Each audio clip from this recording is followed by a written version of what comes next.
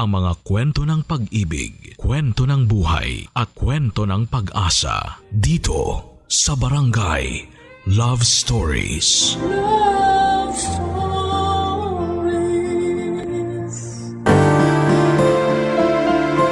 Sa mundong puno ng mapanghusgang mga mata, mayroong mga natatangi na pinaiiral ang puso upang higit na kumilala.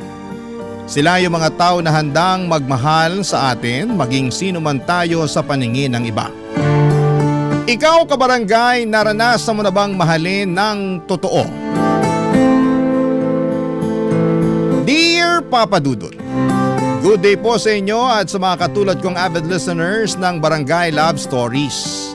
Ako nga pala si Jo Marie, 28 years old at nagtatrabaho bilang graphic artist sa isang commercial company sa Pasay, Metro Manila.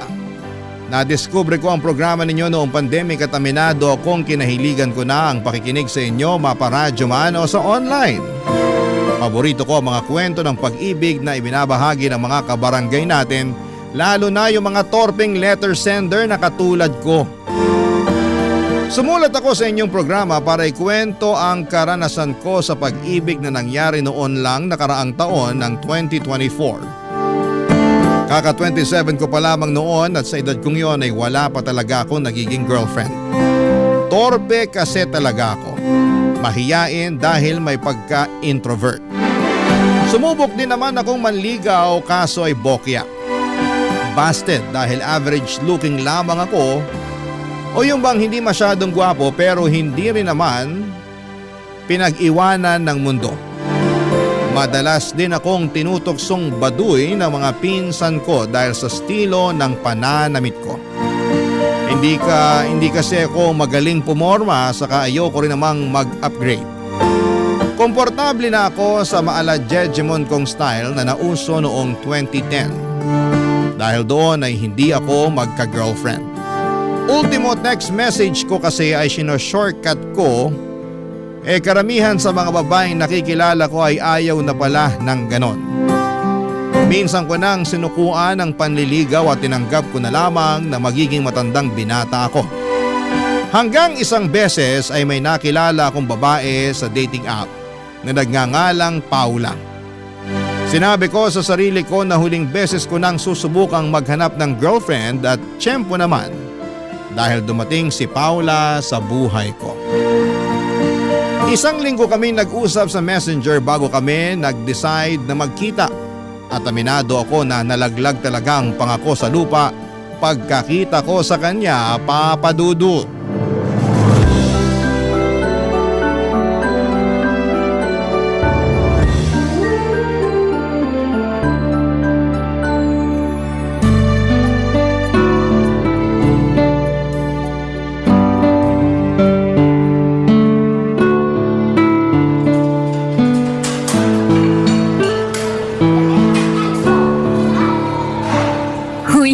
Bakit hindi mo ginagalaw yung pagkain mo? Hindi mo ba tatanungin kung nakakagalaw pa ako? Ha? Joke lang. Okay ka lang ba? Okay lang. Pero natutulala lang kasi ang ganda mo eh. Hindi naman masyado, pero thank you. Anong hindi naman masyado? Nakita mo na ba sarili mo sa salamin? Ang ganda-ganda mo. Sigurado ka bang hindi ka artista? Hindi. Model? Hindi rin. Baka naman cosplayer ka ah. Nagko-cosplay ako pero paminsan-minsan lang. Kaya pala. Pa-autograph ako mamaya ah. Hindi naman ako sikat. Pero madali ka lang din sisikat. Sa ganda mong yan. Tsaka matanong ko lang. Mix ka ba? Anong mix? Ano, may halo, may ibang lahi. Kasi kulay green yung mga mata mo. O contact lens lang yan? Aha, cute mo. Ha? Sabi ko, ang cute mo. Sorry. Curious lang talaga ako. Okay lang. Nakitan nga ako sa pagiging curious mo. Pero para sagutin yung tanong mo, hindi contact lens tong mata ko. Totoo yan? Oo. British kasi ang dad ko. Tapos Filipina ang mom ko. OFW siya nun sa London nung nagkakilala sila. Pero dito na ako pinanganak at lumaki sa Pilipinas. Hindi rin naman sila nagsama. Hindi rin kasal. Saka meron na akong stepdad ngayon na Pinoy din at mga kapatid sa mommy ko. Kaya pala. Pero di mo ba hinanap yung dad mo? Para ano pa? Hindi rin naman siya nagsustento sa akin simula pinagbuntis ako ni mommy. Kahit siguro ako, hindi ko nahahanapin yung tatay ko kung ganyan. Kaya nga, buti na lang strong independent woman ang nanay ko kaya nakaya niya akong itaguyod. Umuwi siya rito sa Pilipinas para dito manganak. Tapos nung baby pa lang ako pinaalaga niya na ako kina lola na nanay niya habang siya ay bumalik sa London para mag-OFW ulit. Doon na sila nagkakilala ng stepdad ko at nagpakasal. Tapos dito na sila nagsettle sa Pilipinas para bumuo ng sariling pamilya. Nag-business na lang din sila. Okay naman kayo ng stepdad at mga kapatid mo? Oo, mabait stepdad ko saka mga kapatid ko Sobrang close namin. Buti naman kung ganon. Ikaw ba? Kumusta kayo ng parents at mga kapatid mo? Okay naman kami, sakto lang. Hindi ako masyadong close sa kanila. Introvert kasi ako tapos puro extrovert mga kapatid ko. Sa bagay. Ayaw mo ba talagang kumain? Kakain din ako mamaya. Sige, pero ako kakain na. Sige lang. Kanina pa ako nagkikrave ng burger Ang bango naman ito. Uy, bakit mo ba ako tinitingnan? Naiilang tuloy ako. Hala, sorry. Hindi ko lang talaga mapigilan Hanggang ngayon kasi na-amaze pa rin ako sa ganda mo. Kanina mo pa ako tinatawag na maganda. Baka naman binubola mo lang ako. Hindi Nagsasabi ako ng totoo. O sige, maniniwala na ako. Buti na lang cute ka. Cute ka dyan.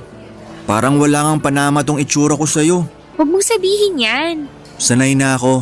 Mabuti pa kumain ka na lang. Tapos magkwento ka pa tungkol sa sarili mo. Nako, parang wala naman ako makakwento tungkol sa sarili ko. Sabi ko nga, introvert ako. Meron pa rin namang ginagawa ang mga introvert, di ba? Oo, meron. Kaya nga magkwento ka lang, makikinig ako. Saka huwag kang mag-alala, hindi naman ako judgmental na tao. Basta mabait ka sa akin, magiging mabait din ako sa'yo. Salamat. Buti ka pa.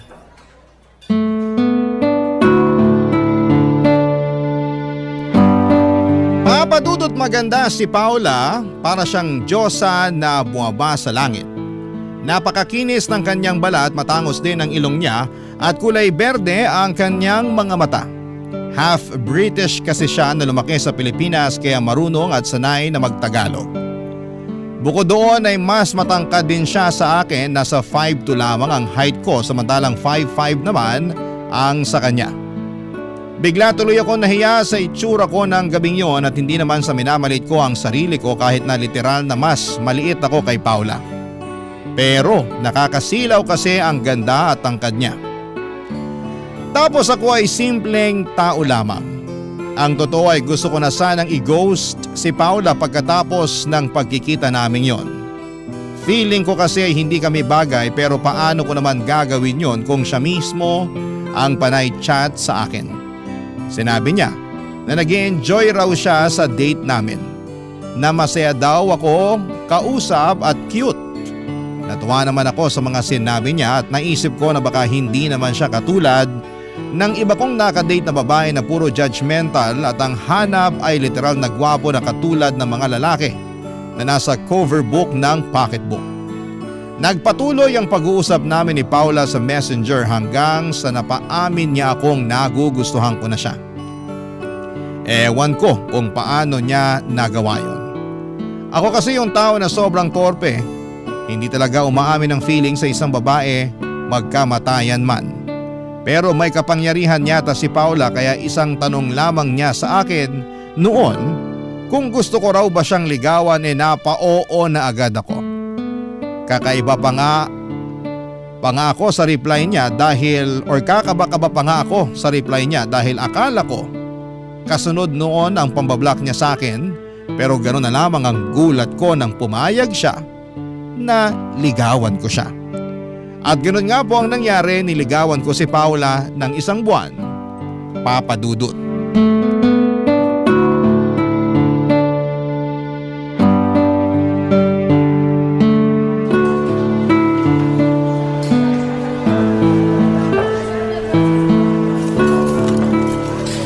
Tapos na ba? Wala na magpapapicture sa'yo? Naiinis ka ba? Hindi naman. Hindi raw, pero kita kaya dyan sa salubong mong kilay. Inis ka eh. Ay, sinong di maiinis? Dami nagpapapicture sa'yo. Kaliwat kanan. Kung sino-sino pang random na mga lalaki. Meron din namang nagpa-picture ng mga estudyanteng babae ah. Isama mo pa sila. Kumalma ka lang, okay? Paano kakalma nakakapiko na sila? Date natin to. Pero ang labas parang meet and greet nyo. Puro pa picture rito, puro pa autograph doon. Nakapila pa talaga sila. Kumalma ka lang sabi, pwede. Saka di naman sila nakapila, iilan lang din sila. Iilan ba yung 3 estudyanteng babae? 2 binata na taga-kabilang table pa yata? Isang matandang lalaki na uugod-ugod na pero pinilit maglakad para lang makapagpa-picture sa'yo. Hindi ka naman artista. Hindi nga, pero ikaw nga no, nagpa-autograph pa sa akin, di ba? Nagpa-autograph ba ako? Oo kaya, nung sinabi kong nagko-cosplay ako pero di naman sikat, sabi mo pa-autograph. Pero hindi mo naman ako binigyan ng autograph noon. Tapos sila ganaw mo na lang kadali bigyan? May kasama pang picture. Bakit ka ba nagagalit? Eh sila, yun lang naman nakuha sa akin. Ikaw nga kachat mo ko, kadate, nililigawan. Anong problema dun? Ah, yung totoo? Oo, sabihin mo para alam ko yung dahilan bakit ka naiinis dyan. Nanliliit kasi ako. Ha? Bakit naman? Sa itsura ko. Dahil pangit ako tapos ikaw maganda. Ha? Saan naman ang galing yan? Kanina kasi may isang lalaki na pinaurong ako kasi masyado raw akong malapit sa'yo. Kung nakapila raw ako para magpa-picture sa'yo, dun daw ako sa dulo kasi pangit ako. Nakaharang daw ako. Talaga? Isa ba yun sa nagpa-picture sa akin? Oo. Sana sinabi mo para pinagsabihan ko. Mali naman yun. Kasama kita, kadate. Hindi ka lang kung sino para patabihin niya sa kung saan. Saka Jo Marie, hindi ka pangit. Ang cute mo kaya. Pwede ba? Wag mo na akong utuin. Sobra ka naman, hindi kaya kita inuuto. Baka sinasabi mo lang yan kasi naaawa ka sa akin. At bakit naman ako maaawa sa'yo? Ewan ko. Siguro dahil kinuwento ko na di pa ako nagkaka-girlfriend dahil nga torpe ako. Mahiyain tapos ganito lang itsura ko. Aminin man natin o hindi, malaking factor talaga yung itsura sa inyong mga babae. Sobra ka naman. Nagsasabi lang ako ng totoo. Kaya nga nagtataka ako bakit mo ako pinayagang manligaw sa'yo. Umamin ka nga sa akin, Paula. Ano nga aminin ko? Sigurado ka ba talagang gusto mo akong ligawan ka? Oo naman, isang buwan mo na nga akong nililigawan, di ba? Oo, pero napapaisip lang ako na baka pinagtitripan mo lang ako. Na hindi mo talaga ako gusto. Sinabi mo lang na nagugustuhan mo na rin ako para hindi ako masaktan o malungkot. Hindi ha. Sinabi kong gusto rin kita kasi yun ang nararamdaman ko. Okay lang naman. Na ano? Nasabihin mo na yung totoo. Para habang maaga pa di na ako umasa. Tsaka sino lang ba ako sa itsura kong to? Parang wala pang babae na sumeryoso sa akin. Ewan ko sa'yo, Jo Marie. Nakakainis ka naman eh. Bakit ka nahiinis dyan? Nakuha mo pa talagang magtanong naririnig mo ba yung sarili mo? Una, hindi lahat ng babae pare-pareho. Yun bang gwapo lang ang hanap? Ibahin mo ko sa kanila. Pangalawa, hindi ka nga sabi pangit. Alisin mo nga yun sa isip mo. Mahirap. Lalo na buong buhay ko may nasasabi ang ibang tao sa akin. Ultimo sa pananamit ko at kung paano ako mag-text o mag-chat. Kaya nga dapat mas lalong di ka magpa-apekto. Ako nga walang sinabi tungkol sa pananamit mo at kung paano ka mag-text o mag-chat. Ang mahalaga sa akin yung personality mo. Diba, sabi ko sa'yo, masaya ka kausap at nag-enjoy ako nun sa unang date natin. Oo. Totoo yun. At ngayon ko na lang ulit naramdaman yung ganong pakiramdam. Basta hindi ko mapaliwanag. Kaya nga kinulit kita ng kinulit nun at pinaamin na baka nagugustuhan mo na rin ako. Ako kasi gusto na kita kahit hindi pa tayo nagkikita nun. Pwede ba yon? Oo naman. May mga tao na hindi palaging looks ang hanap. Merong mga katulad ko na sa personality nakatingin. Kaya nga sobrang saya ko nung sinabi mong gusto mo ko.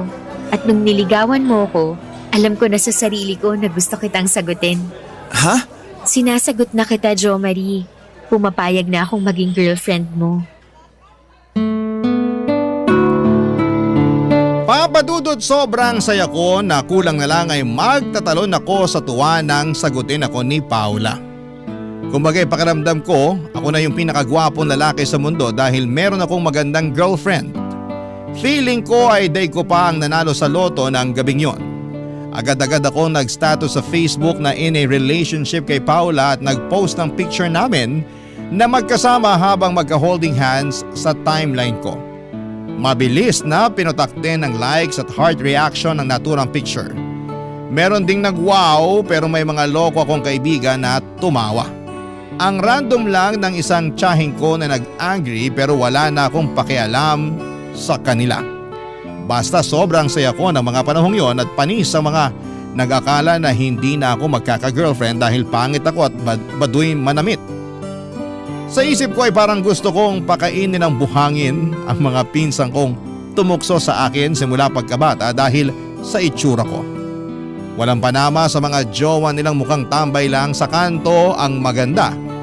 At sexy kong girlfriend na si Paula, papadudot. Barangay Love Stories. Barangay Love Stories. Papadudot, aaminin ko na bukod sa pagiging torpe ay sakto lang ang looks at baduy manamit insecure din po akong tao.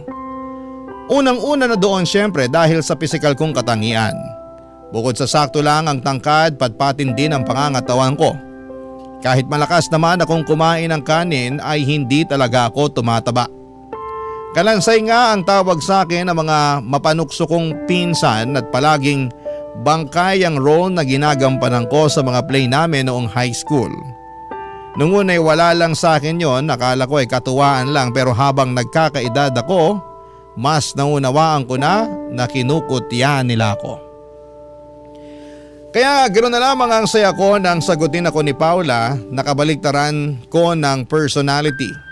Bukod sa mabait, confident siyang tao, siguro kasi buong buhay niyang hindi niya naranasang maging average looking.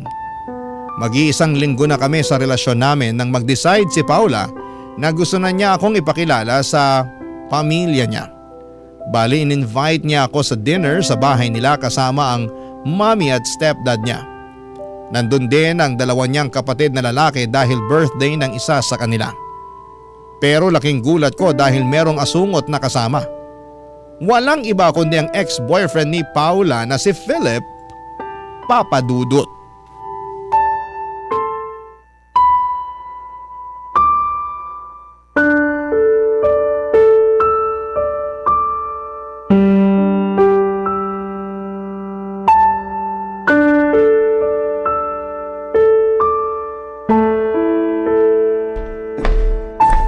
Ano bang ginagawa mo dito sa sulok, babe?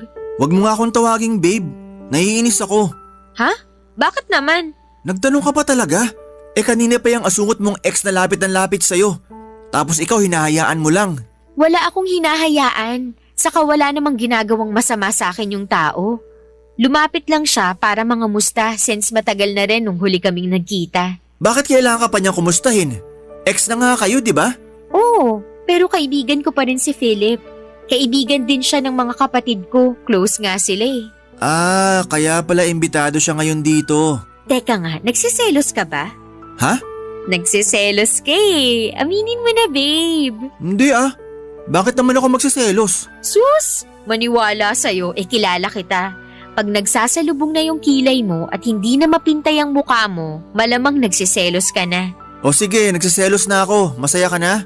Babe naman eh. Huwag mo sabi akong tawagin yan. Nabibisit ako. Sobra ka naman. Para kang babae mag-react. Anong sabi mo? Totoo naman yung sinabi ko na para kang babae mag-react dyan. Ewan ko sa'yo. Huwag ka na kasing magselos. Paano hindi magsiselos? Ex-boyfriend mo andito kasama natin. Anong laban ko dyan? Sinong may sabi sa'yo na kailangan mong labanan si Philip? Wala. Pero pakiramdam ko lang. Pwes, mali ang pakiramdam mo. Ikaw na ang may sabi na ex ko na si Philip. Oo, may nakaraan kami pero tapos na yun. Kung nag-uusap man kami ngayon, yun dahil magkaibigan na lang kami. Saka in a relationship na rin siya katulad ko. Talaga? Oo, yun nga yung pinag-uusapan namin kanina pagkatapos naming magkamustahan. Tinanong niya ako kung may boyfriend na ako. Anong sagot mo? Sabi ko meron, ikaw. Buti naman. Anong buti naman? Sinama nga kita rito sa bahay at pinakilala kina mommy at daddy na boyfriend ko. Sorry babe. Masyado lang ako na-insecure dyan sa ex mo. Bakit ka ba kasi nai-insecure? Tingnan mo naman kasi itsura niya no? Ang gwapong lalaki tapos matangkad din. At close na close sa pamilya mo. Ako, simpleng tao lang. Pinagsasasabi mo dyan, hindi ka ba nakikinig? Boyfriend kita. Pareho kayong gwapo ni Philip. Mas lamang ka nga lang dahil boyfriend kita. Matik na yun. Wala akong pakialam kung matangkad siya kaysa sa'yo. Okay naman yung height mo eh. Ikaw lang yung masyadong pumapansin na hindi okay. Tungkol naman dun sa closeness niya sa pamilya ko, ganun talaga. Kilala na nila si Philip simula high school kami. Pero hindi naman ibig sabihin no na out of place ka na. Mabait naman sina mommy at daddy. Excited nga sila na makilala ka. Ganun din yung mga kapatid ko. Alam ko naman yun. Mabait nga sila kasi tinanggap nila ako ng maayos dito sa bahay nyo. Kaya nga hindi ka na dapat ma-insecure. Sorry na nga. Hindi ko lang mapigilan. Bago lang kasi lahat to sa akin. Alam mo na, lahat ng nakilala ko hindi naman totoo pinakita sa akin. Lagi pa nila ako iniinsulto. Naiintindihan ko naman pero maniwala kang hindi lahat ng tao sasaktan at iinsultuhin ka. Sa bagay. Oh, bakit parang malungkot ka pa rin? Hindi pa rin kasi ako natutuwa dyan kay Philip. Ayoko pa rin na umaali-aligid siya sa'yo. Hindi naman niya ako inaano. Subukan niya lang talaga. Mata lang niya walang latay. Kailan ka pa naging basagulero? Ngayon pa lang. Relax ka lang, okay? Relax naman ako. Basta dapat marunong lang dumistansya ang asungot na yan. Wala namang ginagawa sa'yo yung tao kaya hindi mo dapat siya tinatawag ng ganyan. Bakit pinagtatanggol mo na siya ngayon? Ewan ko sa'yo, babe. Diyan ka na nga muna. Kakausapin ko lang si mommy. Papadudot kahit na ilang beses na akong sinaway at inassure ni Paula na matagal na silang tapos ni Philip at pareho na silang walang nararamdaman para sa isa't isa ay hindi pa rin ako nakampante. Tanga na lang siguro kung hindi ko nahalata ang malagkit at malanding tinginan niya sa girlfriend ko. Ewan ko ba. Pero unang beses pa lamang na nagsalubong ang mata namin ni Philip ay hindi na talaga maganda ang kutob ko sa taong yon. Kumbaga alam ko na hindi maayos ang hilat siya ng bituka niya. Sa kabilang banda ay pinili ko na lamang na itikom ang bibig ko dahil ayokong masira ang gabing yon. Unang beses ko pa lamang makilala ang parents ni Paula pati na ang mga kapatid niya.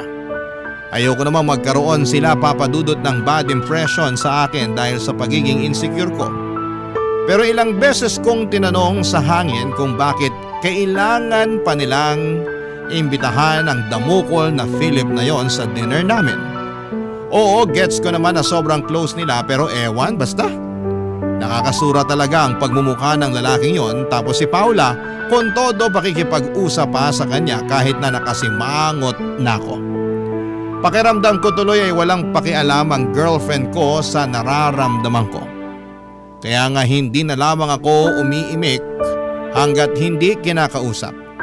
Nagdahilan na lamang ako na masama ang pakiramdam ko para makauwi ng maaga. Nang sumunod na araw ay kinausap ako ni Paula dahil nag-worry siya sa akin ng husto o papadudot.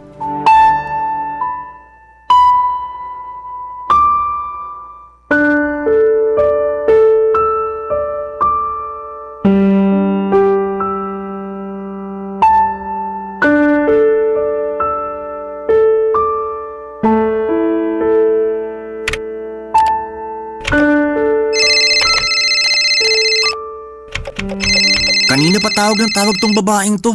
Kitang busy ako sa paglalaro sa laptop ko. Buti pa sagutin ko na nga. Hello? Hello? Oh, bakit? Anong bakit? Kanina pa kaya ako tumatawag. Bakit ngayon mo lang sinagot? Malamang may iba rin akong ginagawa. Hindi naman sa lahat ng oras hawak ko cellphone ko. Anong ibang ginagawa? Maglaro lang naman ng online game sa laptop mo yung hobby mo. Yun nga yung ginagawa ko. At inuna mo pa talaga yan kaysa sagutin yung tawag ko? Hindi ko rin napansin na tumatawag ka. Naka-silent yung phone ko. Grabe ka naman. Wala naman akong ginawa sa'yo ah. Hindi mo alam na nag-alala ako sa'yo ng husto kasi sabi mo masama pakiramdam mo kaya umuwi ka kaagad kagabi. Tapos wala ka ng update sa akin kung kumusta ka. Nakailang chat at text ako sa'yo para lang sa kaalaman mo. Masama nga pakiramdam ko. Nakatulog ako agad pagdating sa bahay. Kaya di ko na nabasa yung mga chat at text mo. Bakit hindi ka agad nag-reply ngayong umaga? 10 AM na oh. Inuna mo pa talagang maglaro kaysa replyan ako? Alalang-alala kaya ako rito. Bakit ka ba kasi nag-aalala? Hindi na naman ako bata. Kahit na. Natural, boyfriend kita. Nako, Tigilan mo ako sa kagaganyan mo. Ano na naman bang ginawa ko? Bakit ganyan ka magsalita sa akin? Huwag mong sabihin na tungkol pa rin to kay Philip. Ewan ko sa'yo. Sabi na nga ba hindi pa pala tayo tapos doon? Ikaw lang yung nag-isip na tapos na tayo doon. Iniwanan mo nga ako, di ba? Sabi mo makikipag-usap ka sa mami mo. Ano sa tingin mo naramdaman ko nun? Binaliwala mo lang naman yung feelings ko. Hindi ko binaliwala yung feelings mo. Inassure nga kita, di ba? Sabi ko, ex ko na lang si Philip. Wala na akong nararamdaman sa kanya. Ikaw na ang boyfriend ko, ano pa ba ang gusto mo? Hindi ko alam. Basta, nakukulangan ako sa assurance mo. Pakiramdam ko sinabi mo lang yun para manahimik na ako. Ano pa bang gusto mong marinig? Sige nga. Wala, kasi narinig ko na naman lahat. Ang gusto ko lang sana hindi na umaali-aligid sa iyo ang Philip na yon. Hindi naman umaaligid-aligid sa akin si Philip Kung makapagsalita ka parang pinapalabas mo na hindi pa rin kami nakaka-move on sa isa't isa. Yun kasi yung nakikita ko. So sinasabi mo na sinungaling ako? Hindi ikaw, yung asungot na yon. Huwag mo sabing tawagin ng ganyan si Philip. May pangalan yung tao. Tawagin mo siya sa pangalan niya. Ayan ka na naman Pinagtatanggol mo na naman siya. Hindi ko siya pinagtatanggol. Pero mali naman na tawagin mo sa kung ano-anong alias yung taong may pangalan. Ikaw nga ayaw mo nang iniinsulto ka tapos mang-iinsulto ka ng iba? Anong sinabi mo? Totoo naman Sabi mo, lagi kang kinukutsa ng mga tao, lalo na ng mga pinsan mo. Alam mo yung pakiramdam na tinatawag sa iba't ibang pangalan na hindi naman totoo. Kaya nag-expect ako na hindi mo nagagawin yun sa ibang tao. Pero mukhang mali ako kasi kagabi mo pa tinatawag na asungot si Philip. Wala naman siyang ginagawang masama sa'yo. Sa ngayon wala pa. Pero lalaki ako. Nararamdaman kong may binabalak talaga yung ex mo pag nakatalikod ako. Ewan ko sa'yo. Baka naghahalusinate ka lang. Ginawa mo pa akong baliw. Hindi Hindi raw. Sabi mo nga naghahalusinate ako, di ba? Sabi ko, baka lang naman. Kung ano-ano na lang kasi iniisip mo. Alam mo, ayaw kita kausap ngayon. Ibababa ko na tong call. The feeling is mutual. Ayaw din kitang kausap ngayon.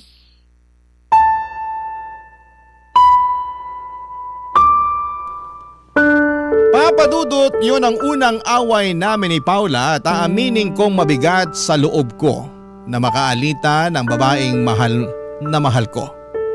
Pero anong magagawa ko, hindi talaga mawala sa isipan ko ang mga malalagkit na tingin ni Philip sa girlfriend ko. Tapos ang nakakainis pa parang hinahayaan ni Paula na tingnan lamang siya ng ex niya ng ganon. Alam niya na may gusto pa si Philip sa kanya kahit na sinabi niyang in a relationship na ito. Buong araw akong walang natanggap na mensahe kay Paula at doon ako na alarma na mukhang seryoso talaga ang inis niya sa akin. Natakot ako, Papadudot, na baka makipaghiwalay siya sa akin at ma-realize niya na maling-mali ang desisyon niyang sagutin ako. Sino lang ba kasi ako kumpara sa ex-boyfriend niya? Hindi ba? Kumbaga, kalabaw si Philip samantalang ako ay langaw lang na nakadapo sa kanyang likuran. Barangay Love Stories. Barangay Love Stories. Papadudot, nagkaayos din naman kami ni Paula kinagabihan. Ako ang nagsorry kahit na labag sa loob ko na ibaba ang pride ko. Ma-pride din kasi akong tao at hindi lang halata sa akin, pero dahil ayoko namang mawala sa akin si Paula, ako na ang unang nakipag-usap sa kanya. Nagkasundo kami na kalimutan na lamang ang nangyari at magsimula ulit. Kung tatanungin ninyo ako kung kumusta ang pamilya ng girlfriend ko, ay masasabi kong ayos naman. Mabait sa akin ang kanyang parents, pati na rin ang mga kapatid niya. Nakaka-intimidate lang kasi magagandang lahi talaga sila at mukhang perpekto mula ulo hanggang sa paa. Siyempre mabait din sila kay Philip, bagay na kinakainis ko. Tapos yung asungot na yon ay kung todo sipsip pa sa mami ni Paula na akala mo ay kung sino, Papadudot.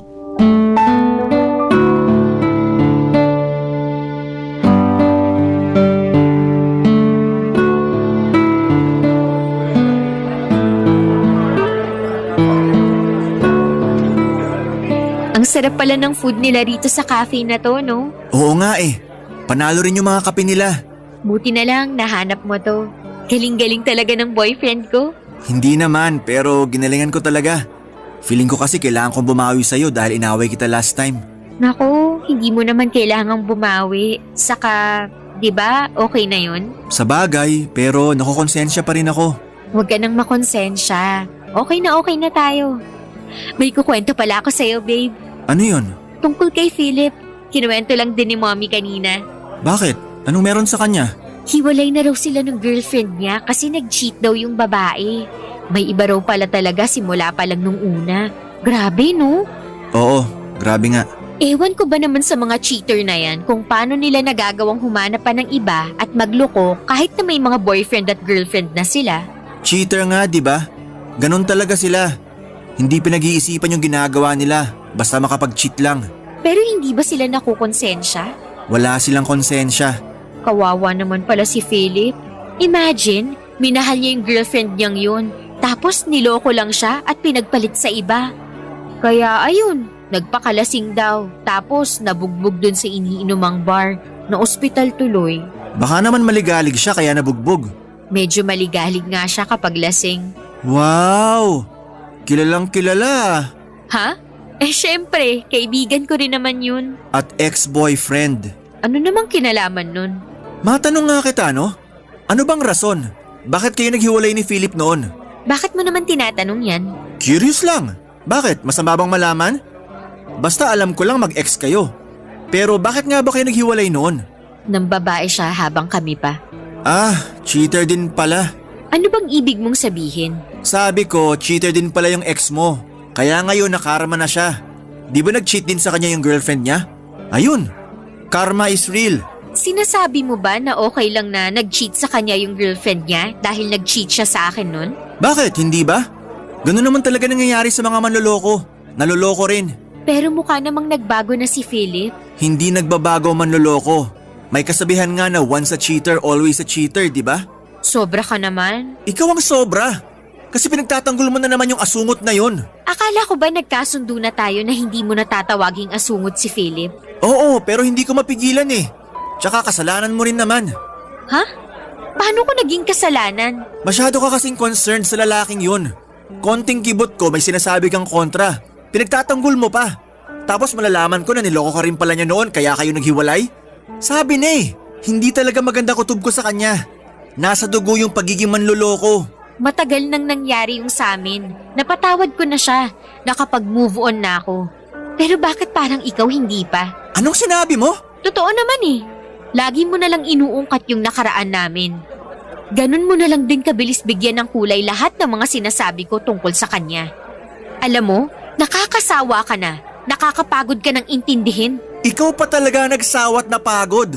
Eh ako ba, tinanong mo kung kumusta sa tuwing binabanggit mo yung tungkol sa ex-boyfriend mo? Wala naman akong pakialam kung naghiwalay na sila ng ex-girlfriend niya dahil niloko siya o kung ano pa man. Anong gusto mong gawin ko? Maawa sa kanya? Manloloko rin siya eh.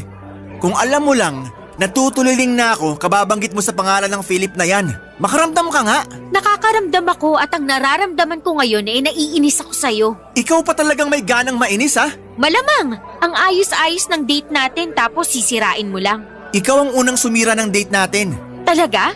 Anong ginawa ko? Sige nga. Dahil lang nagkwento ako tungkol kay Philip? Oo. Bakit affected ka? Ganyan ka ba talaga ka-insecure na pati yung ibang tao na wala namang ginagawa sa'yo kinaiinisan mo? Kasi kung oo, kawawa ka naman pala. Ah, ganun? Kawawa pala ako? Saan ka pupunta? San pa ba? Di aalis na. Kawawa pala. Bahala ka sa buhay mo. Jo Marie, sandali! Bumalik ka rito, wag mo akong iwan! Papadudot, hindi yon ang unang away namin ni Paula pero masasabi kong pinakamalala sa lahat. Ewan pero mali ba na naggalit ako dahil binanggit niya ang tungkol sa Philip na yon dapat date namin ang pagtuunan niya ng pansin. Pakiramdam ko ay saling kit-kit lamang ako sa buhay niya lalo na nang nauna itong si Philip at pinakamatagal niyang nakasama ang ex niya. Kaya hindi niyo ako masisisi kung gano'n na lamang ang ngit-ngit ko at galit ko. Lumipas nga ang ilang araw na hindi ko kinubo si Paula dahil feeling ko ay nasa katuwiran ako. May karapatan ako magalit kasi siya naman ang may kagagawan kung bakit nasira ang date namin ang araw na yon. Puro siya Philip, nakakaalibadbad na. Dahil sa nangyari, lalo akong kinain ng insecurities ko, Papa Dudut. Mas pinagtuunan ko ang sarili ko at aaminin kong napabayaan ko si Paula at ang relasyon naming dalawa.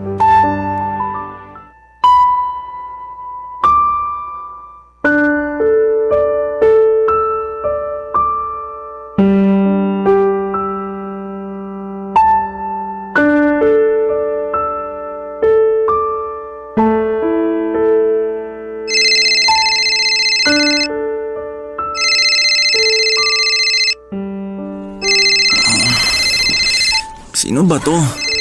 Dis oras ng gabi, tawag ng tawag. Sagutin ko na nga. Hello? Hello, babe? Paula? Yes, correct. Buti naalala mo pa ako. Akala ko kasi kinalimutan mo ng may girlfriend ka. Hindi ko kinalimutan, pero naiinis pa rin ako sa'yo. Wow, sabi na eh. Anong sabi na?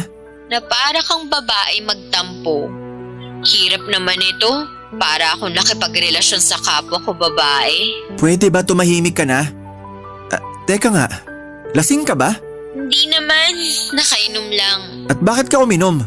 Pati ba naman pag-inom, bawal na pala? Nagtatanong lang ako. Hindi ba halata? Siyempre, malungkot ako. Ilang araw mo na akong hindi kinakausap. Diba sabi ko naiinis pa rin ako sa'yo? Wala pa ako sa mood na kausapin ka. Pero girlfriend mo ko. Hindi ko naman nakakalimutan yon. Kaso anong magagawa ko? Ayoko makipag-usap sa'yo lalo di pa ako okay. Kailan ka pa magiging okay? Di ko alam. Bahala na lang ako sa buhay ko. Hintayin ko na lang kung kailan ka magiging okay, ganon? Hindi ko naman kasalanan kung bakit di ako okay, di ba? Kasalanan mo naman eh. Puro ka kasi Philip.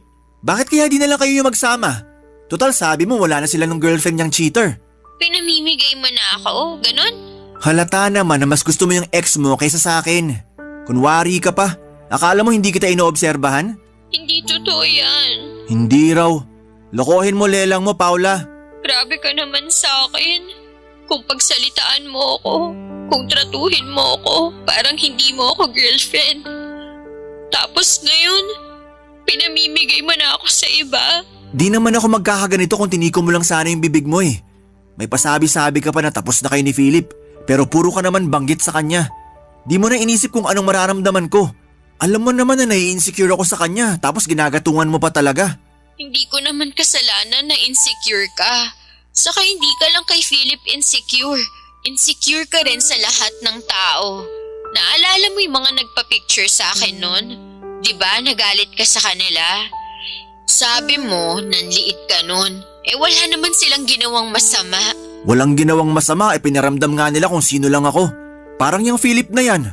Alam ko minamaliit niya ako. Palibhasa mas gwapo siya sa akin. Diyan ka magaling. Lagi mo na lang kinukumpara ang sarili mo sa ibang tao. Kahit wala naman silang ginagawang masama sa'yo. Ikaw talaga yung totoong mahilig makipagkumpetensya rito. Tapos pag alam mo na lamang sila, magsi-self-pity ka. Tama ba yun? Hindi ako nagsa-self-pity. Nagsi-self-pity ka. Lagi mo na lang kinaaawaan sarili mo. Akala mo kasi sa'yo lang umiikot ang buong mundo. Feeling mo, damdamin mo lang yung laging mahalaga. Diba sinabi ko na sa'yo na wala akong pakialam sa itsura mo at sa mga bagay na ayaw mo sa sarili mo? Pero hindi ka pa rin naniniwala. At imbis na ayusin mo yung sarili mo para hindi ka na nagkukumpara sa iba, mas lalo kang nagpapakalugmok. Tapos, lagi mo na lang idadahilan yung trauma mo. Ewan ko sa'yo, hirap na akong intindihin ka. Sinubukan ko naman, pero nakakapagod ka na. Ikaw ba, hindi ka ba napapagod intindihin yung sarili mo? Daig mo pa yung bata kung mag-tantrums. Kung pagod ka na pala, mabuti pang tigil na natin to. Yan talaga solusyon mo, imbis na ayusin tong relasyon natin? Yung maghiwalay? Hindi ko na alam paano pa aayusin yung relasyon na hindi naman ako sumira. Wow, pambihira. Ibang klase ka talaga. Hindi ka lang ma-pride at mahilig mag-self-pity. Pa-victim ka rin. Tumahimik ka na ah. Nakakasakit ka na sa mga sinasabi mo. Lagi na lang feelings mo yung mahalaga. Paano naman yung sa akin? Parang wala rin pala akong boyfriend. Mabuti pa nga, itigil na natin to. Maghiwalay na tayo, Jo Marie.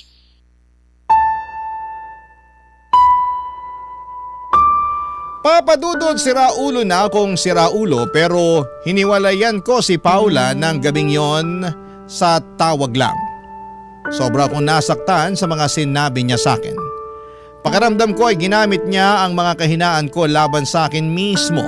Kaya naman galit ako sa kanya ng panahong yon. Pero makalipas ang 3 araw ay napag-isip-isip kong may mali din sa akin at may point naman talaga si Paula sa mga sinabi niya. Doon ako nakaramdam ng pagkakonsensya at panghihinayang sa aming relasyon. Kaya lang ay hindi ko alam kung mapapatawad pa niya ako, lalo na at mukhang napagod na rin siya sa akin. Kaya kahit masakit ay tinanggap ko na lamang na hiwalay na kami ng babaeng mahal ko. Dahil sa lungkot ay nag-deactivate ako ng Facebook account at nagbalik na lamang sa social media pagkalipas ng 2 buwan. Ngunit gano'n na lamang ang panlalamig ko nang tumambad sa akin ang picture ni na Paula at Philip nang magkasama. Nagkabalikan sila at mukhang masayang masaya sa naturang larawan. Agad kong in-unfriend si Paula bago umiyak habang nagsisisi. Akala ko ay okay na ako pero hindi pa pala, lalo na nang nakita kong masaya na sa ibang babaeng mahal ko. Pakiramdam ko ay pinaagaw ko siya sa iba. Sa kasalukuyan ay unti-unti kong binabago ang pananaw ko sa buhay, lalo na kung paano ko tingnan ang sarili ko. Takot kasi akong magbago. Akala ko lahat ng pagbabago ay masama pero nagkamali ako. At yun ang nagsilbing malaking aral sa akin. Maraming salamat po sa inyo, Papa Dudut. Sakaling mapili po ninyong i-area ang storya ng buhay ko at sana po ay kinapulutan po ito ng aral ng mga kabarangay natin. God bless and more power sa Barangay Love Stories. Number 1 kayo sa puso ko. Ang inyong forever, kapuso at ka-barangay, Jo Marie.